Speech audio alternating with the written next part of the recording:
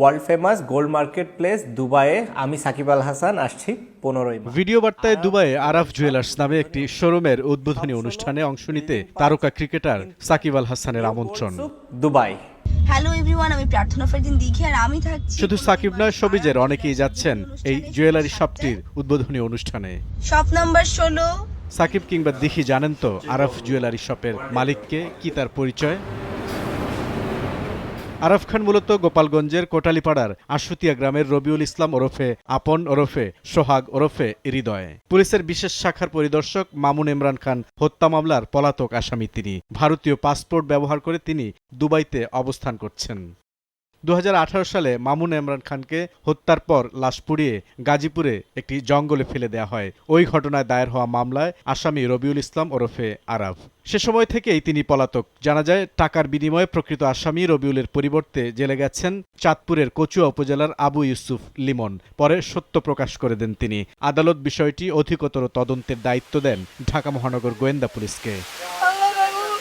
রবিউল ভারতে গিয়ে বিয়ে এবং সে দেশের নাগরিকত্ব নেন আরাফ খান নামে। 2021 সালের 31 অক্টোবর থেকে 2024 সালের 30 অক্টোবর পর্যন্ত 3 বছর মেয়াদী ভিসা পান তিনি। আরাফ খান প্রবাসীদের কাছে নিজেকে বাংলাদেশি বলে পরিচয় দেন। খুনের মামলার ফেরারি আসামি রবিউল ইসলাম ওরফে আপন ওরফে আরাফের দুবাইয়ে জুয়েলারি ব্যবসার বিষয়টি নজরে এসেছে গোয়েন্দা পুলিশের। ইন্টারপোলের মাধ্যমে তার বিষয়ে বিস্তারিত তথ্য সংগ্রহ করে তাকে গ্রেফতারের জন্য সহযোগিতা চাওয়া হবে। তার নাম রবিউল ইসলাম ওরফে আপন, তার বাড়ি হলো গোপালগঞ্জ। কোনো সময় তার নাম সোহাগ, কোনো সময় শেখ হৃদি। তাকে আমরা খুঁজছি এবং মামলাটি আমাদের ডিবি তদন্ত করে আমরা চার্জশিটও দিয়েছি যে সে এই হত্যাকাণ্ডটি ঘটিয়েছে। ইতিমধ্যে সে ঘটনাটি ঘটিয়ে সে পাসপোর্টবিহীন সে ইন্ডিয়া চলে যায়। তাকে আমরা খুঁজে পাই নাই।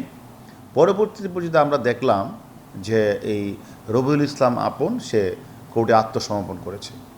তারপরে তাকে জেলখানায় নেওয়া হয়েছে। কিন্তু এটা দেখলাম এটা একটা ফেক ঘটনা ছিল। যে আত্মসমর্পণ করেছে রবিউল ইসলাম হলো ভুয়া নাম। সে আসলে ওই আপনের সাথে তাদের একটা যোগসূত্র হয়েছিল যে তুই আমার পক্ষ থেকে কোর্টে আত্মসমর্পণ বল, তুই আপন, আর তোকে আমি এত পরিমাণ টাকা দিব। যখনই সে জেলে গেলেন ভুয়া নাম ধারণ করে, তখন তাকে যখন তারা টাকা দিচ্ছিল না ওই আপন, তখন সে তার সত্যি কথা কোর্টে বলে দেয় যে আসলে আমি আপন না, আপন হলো উনি যিনি ইন্ডিয়াতে আছে পাসপোর্টবিহীন। আমি তার পক্ষে বলেছিলাম, সে আমার সাথে একটা ওয়ার্ড কমিটমেন্ট করেছিল আমাকে টাকা দেবে, টাকা না দেওয়ার আমি বলেছিলাম আমি ভুল করেছি। তখন ওই কোর্ট আমাদের ডিবিকে আবার তদন্তের নির্দেশ দেন। এই তদন্ত মোতাবেক আমরা তদন্ত করে দেখলাম আসলে ই আপন, সে আপন না।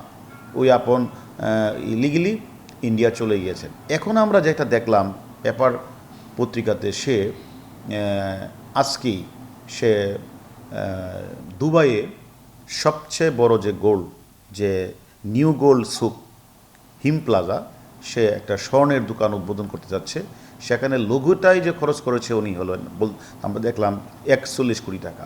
এবং সেখানে আমাদের বাংলাদেশ থেকেও এই যে মার্ডারার যে আমাদের পুলিশ সদস্যকে হত্যা করেছে, তার এই গোল্ড শপে উদ্বোধন করতে আমাদের বাংলাদেশ থেকে আমরা শুনেছি যে হিরো আলম আর সাকিব গিয়েছে। তো এটা আসলে দুঃখজনক। আমরা বিষয়টা এই খোঁজখবর নিচ্ছি এবং আমরা ইন্টারপোলের মাধ্যমে আমরাকে ওই সন্ত্রাসী বা যেই মার্ডারার তাকে গ্রেপ্তারের জন্য আমরা রিকোয়েস্ট করব, তাকে যেন আমাদের হাতে তুলে দেয়। ভারতীয় পাসপোর্ট অনুযায়ী আরাফ খানের জন্ম 1993 সালের 31 জুলাই। 30 বছর বয়সী আরাফ দুবাইয়ে 1000 কোটি টাকা মূল্যের জুয়েলারি শপ খুলে সেখানকার ব্যবসায়ীদেরও চমকে দিয়েছেন। বুলবুল রেজা, সময় সংবাদ, ঢাকা।